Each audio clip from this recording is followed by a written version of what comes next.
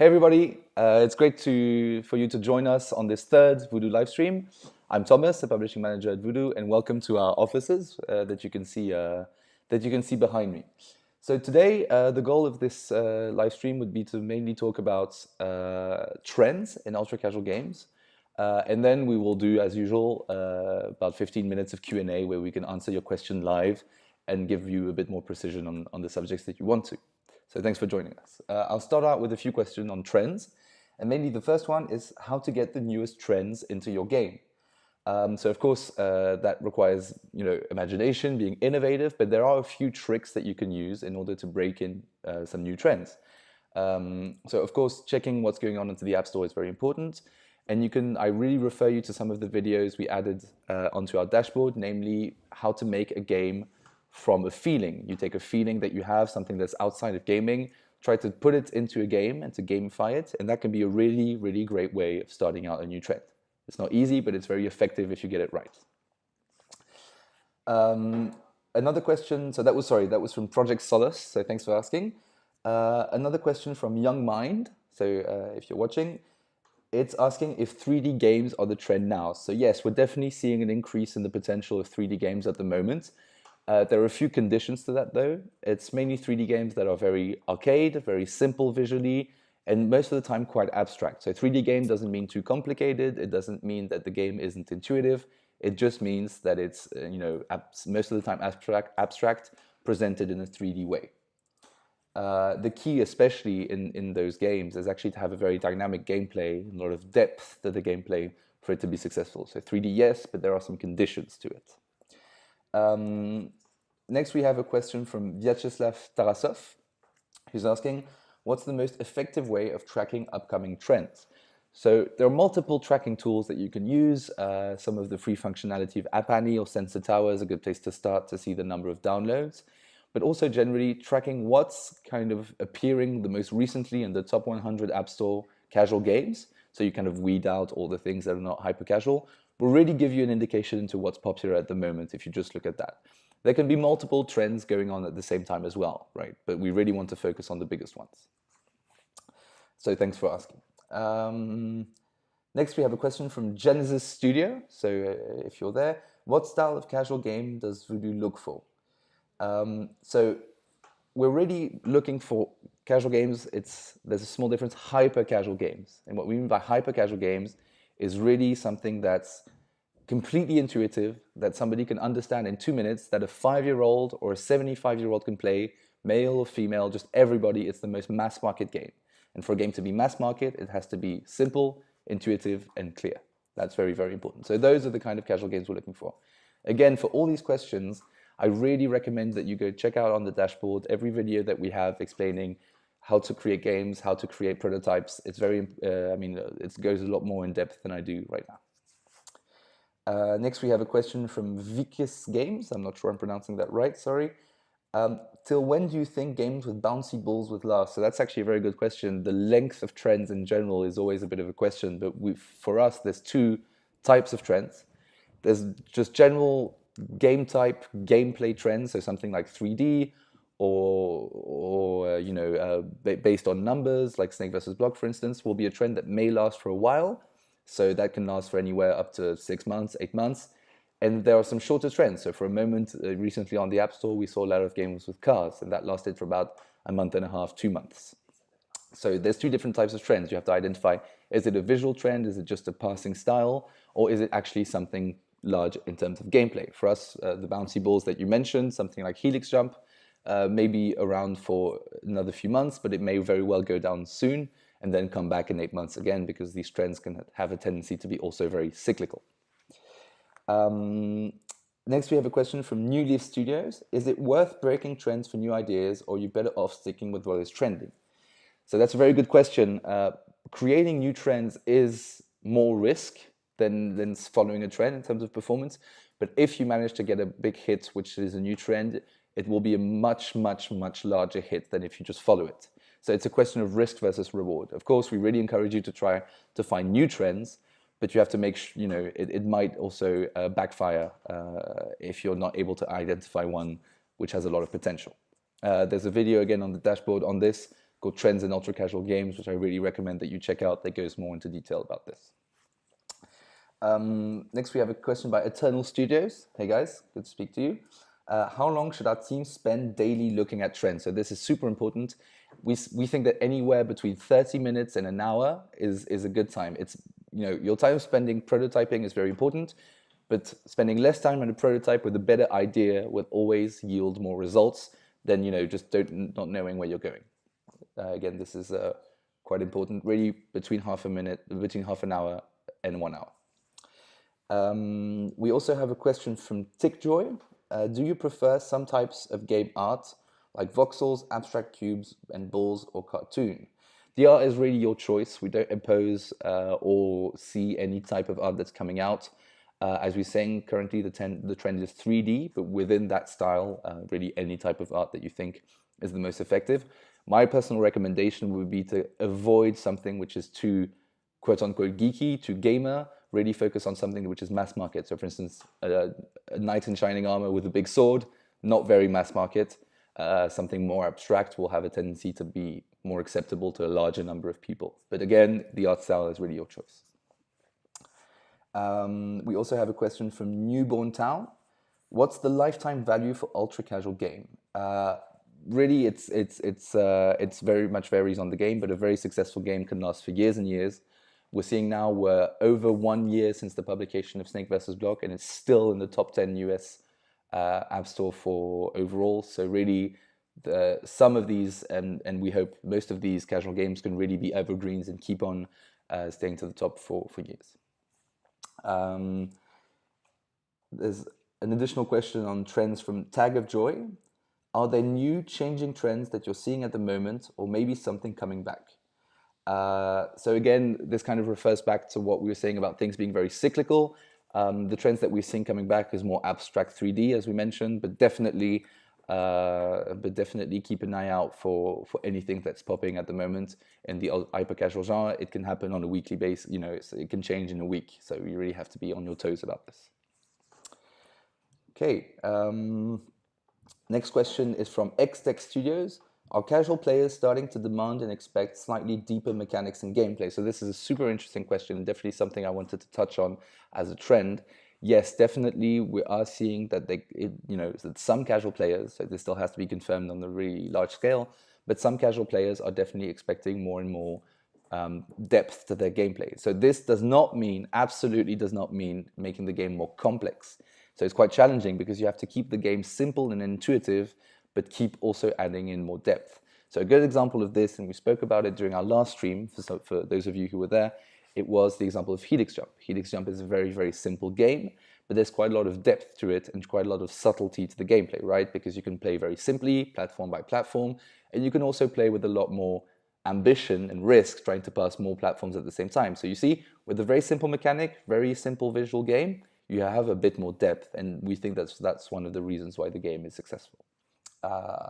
Also, we refer you to, again, the videos on the dashboard on this and on trends, but I also recommend that you check out the recent games that we've been publishing, and you'll see that some of these are definitely having a bit more complexity. Recently, we published 2048 Solitaire, which is not exactly in the same type that we did, but it's a game that has a lot of potential, and we think that it shows slightly more depth in the gameplay can be a good thing. So thanks, Xtech Studios. We also have a question from Playmotive. How quickly can Voodoo move on a trend? Do we have to wait for 7-day retention stats? So currently, actually, the testing status has moved from 7 days to 4 days to be quicker, to hide your games from being copied by other publishers, and all this, just in general to be more effective. 4 days plus publication time to move on a trend is still very short. We mentioned that trends can last from anywhere to a couple months to 8 months. So really, we're already well within acceptable time limits. We're always trying to go faster and better and to make sure that we are more effective. So definitely we will keep you informed if anything even quicker happens. So yeah, that was Playmotive, sorry. So Friday Studios also has a question. A mix between puzzle games and arcade games, is that a good trend, or does that have a future?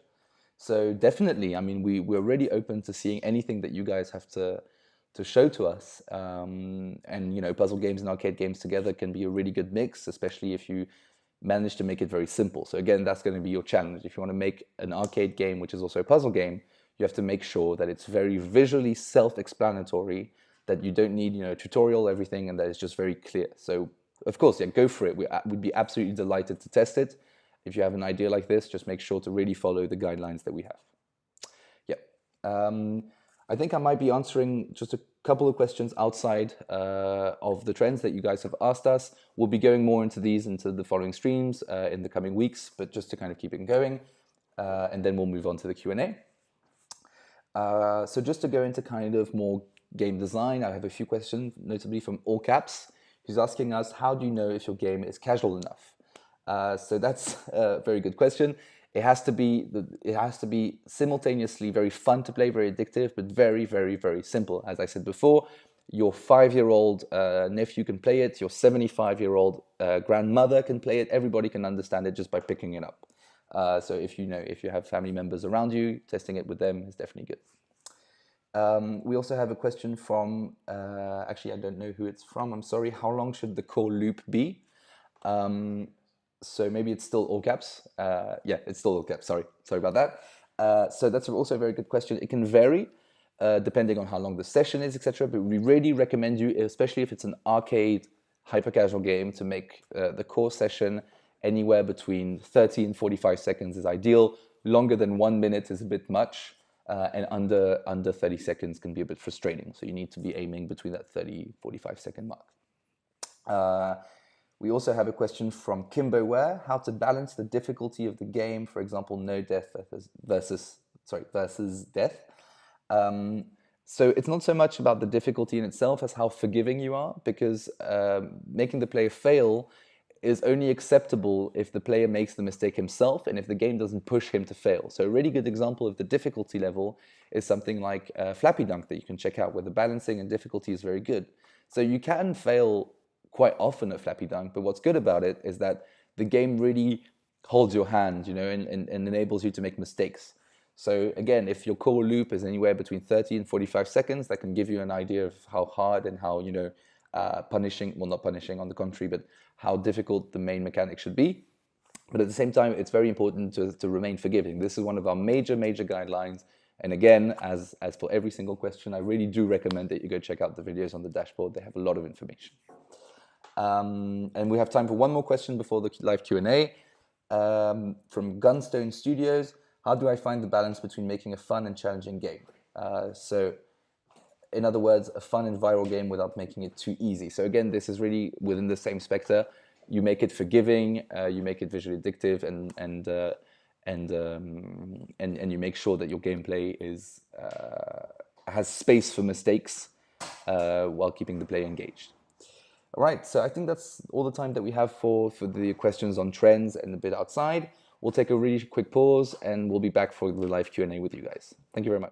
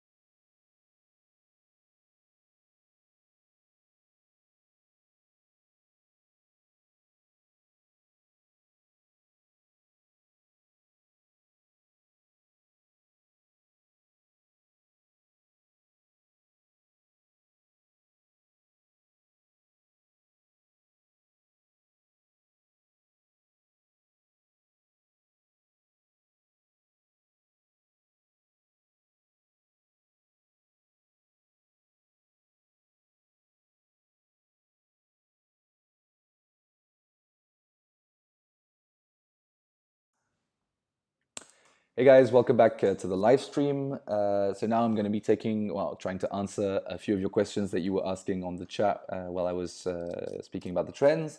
So the first question coming in is from Guru. How long can pending review take on Voodoo's dashboard when the game is sent for iteration? It's already been 4 days for our game. Is something wrong? So definitely, we're sorry that you had to wait about that. We try to check it every day. It might simply, there's also something that you need to check is, did you add a new video on your game? Because if not, then the game is simply visible to you, and we really need you to add a new video on to make sure that we see it. Even if it's the same video and you made just a change to the gameplay, that's fine, but it's really important that you do that, otherwise we will not see it. We'll be working on something to make sure that this doesn't happen in the future, but for this moment, that would be really great if you could do that. Cool. Thanks for asking. Next question from Junior Pro. Daily rewards, is it okay to have as a feature? So we have nothing against daily rewards. Simply, this is not something that you should add in your basic prototype, because we need your basic prototype to be simply the core gameplay loop. If it's the core gameplay loop, then we have a really good idea of retention potential, of CPI potential, and daily rewards are only going to muddle that, and so we're not going to be able to see if we can publish the game and be profitable from it. We really just need the core gameplay loop. Please don't add it. Please don't add daily rewards in at this point. Focus on developing a really fun game. Next question is Ayush Podar. I was wondering if Voodoo would allow devs to send a test flight on Android for their builds. So for now, we're really focusing on iOS because this is where we test. This is where we first push the games. So for now, let's just focus on iOS. Next question is Augusto Balao. Do you have hints about good sites to check trends in app analytics, Sensor Tower, App Annie, Searchman, etc.? These are all great examples, so we definitely recommend that you go check out for that.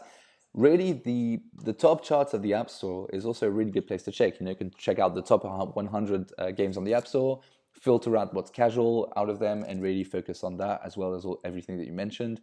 Going to looking for trends in old Flash websites, Flash game websites, for instance, about something that you haven't seen in a while, is also a great idea.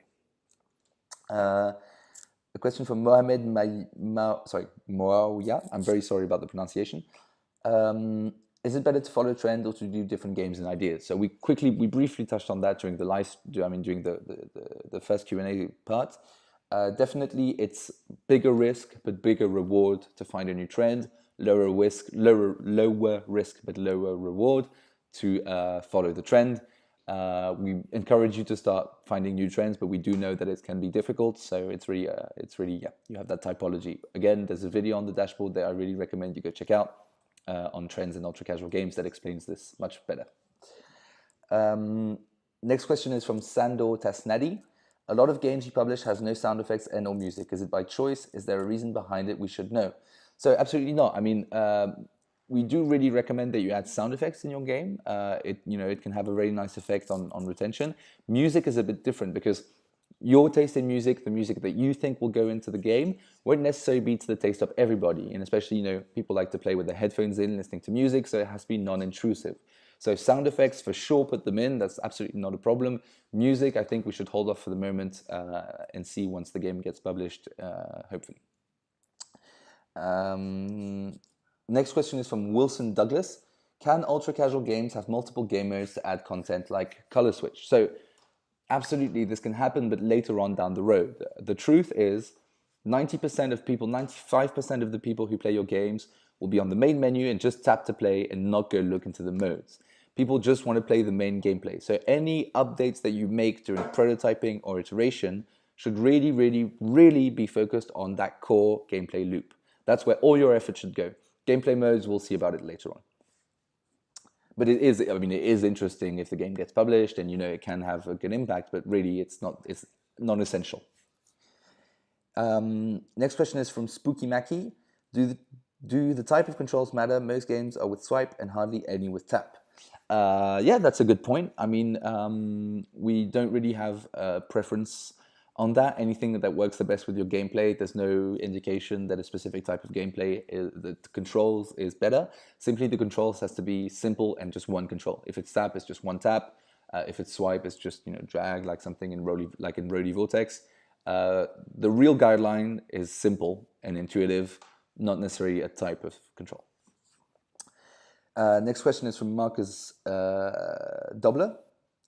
In the last stream, you said the levels in Helix Jump are randomly generated. Are the colors for those levels also randomly generated, or do the colors repeat after, let's say, 100 levels? So that's a good spot. The colors do repeat after a certain number of levels. Let's hope that you get far enough to see it happen. How important to get featured on App Store? It's kind of hard to say.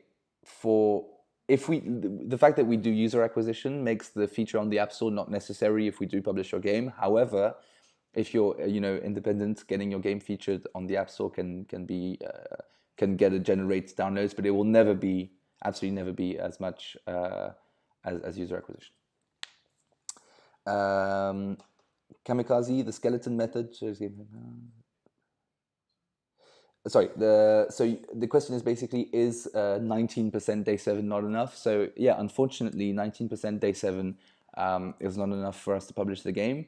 By publishing quite a few games, we have understood now how the metrics react when we publish a game, how retention and CPI react, and that's why we're asking for some very specific levels of retention and CPI. It really needs to get to 22% in the US if we want to publish it. So yes, that's the reason why that game isn't live on our account. Yep. Does the dashboard work right now? I noticed that resources in integration buttons missed, so that's definitely something that we'll be checking out. Keep on connecting in the next few days. If there's any bugs, we'll correct them very soon.